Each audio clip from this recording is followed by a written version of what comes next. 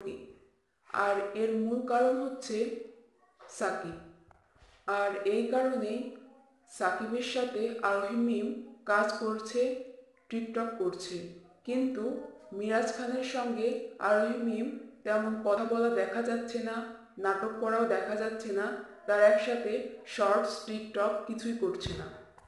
তো বন্ধুরা, আমরা দেখে আসি যে আরোহী মিম সাকিবের সঙ্গে যেসব শর্টস বা টিকটক ভিডিও করেছেন সেগুলো।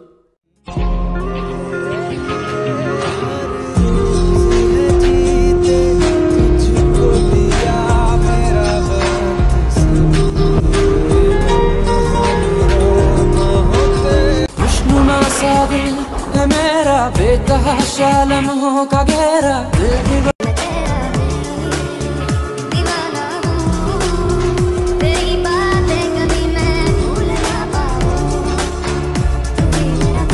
छोरी छोरी दिल के दाग चुराएंगे अपना तुझे जवानी तेरी बिजली की तार है बिजली के खंभे जैसी खड़ी है तेरे बदन में अग्नि बड़ी है मुझे खाती किसकी तड़ी है शोला शोला गुलगड़ी बिजली के खंभे जैसी खड़ी है तेरे बदन में अग्नि बड़ी है मुझे। গাইস, এতক্ষণে আপনারা যে ভিডিওগুলো দেখলেন সেগুলো আরোহী মিম সাকিবের সঙ্গে যে ভিডিওগুলো করেছিল, এবং আমরা দেখতে পাচ্ছি যে আরোহী মিমের সাথে বর্তমানে মিরাজ খান কাজ করছে না, তাদের এই সম্পর্কে ফাটল ধরার কারণে।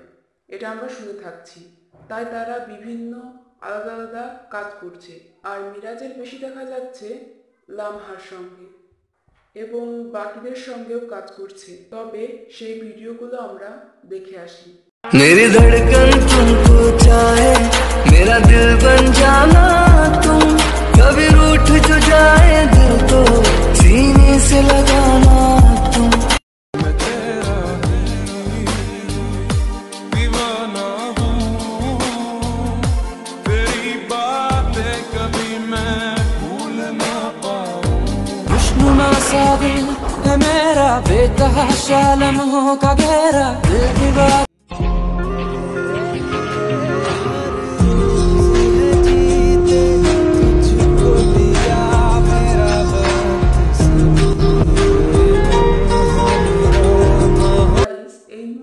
আমরা যে ভিডিওগুলো দেখলাম এগুলো মিরাজ খান লামহার সঙ্গে এবং বাকি অন্যান্যদের সঙ্গে কাজ করছে।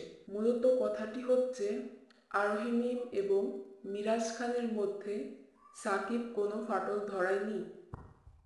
আসলে আরোহী মিম এবং মিরাজ খানের তাদের দুজনের কোনো সিম্পল বিষয়ে কোনো মন মালিন্য হয়েছে বলেই তারা একসাথে কাজ করছে না, এটা বিষয়। কিন্তু সাকিবের সঙ্গে আরোহী মিম এখন এমনি কাজ করছে এবং মিরাজ খান লামহার সঙ্গে এবং বাকি অন্যান্যদের সঙ্গে কাজ করছে। আর তাই যে তারা দুজন তাদের সম্পর্কে ফাটল ধরেছে এটা সঠিক নয়।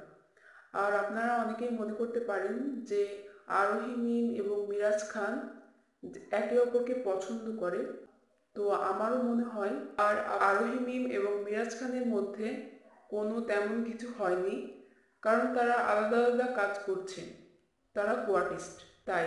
আর আরোহী মিম এবং মিরাজ খানকে আবার দেখা যাবে স্কুল গ্যাং সিজন 3-তে, তখন তারা আবার এক জায়গায় হবে এবং একসঙ্গে কাজ করবে।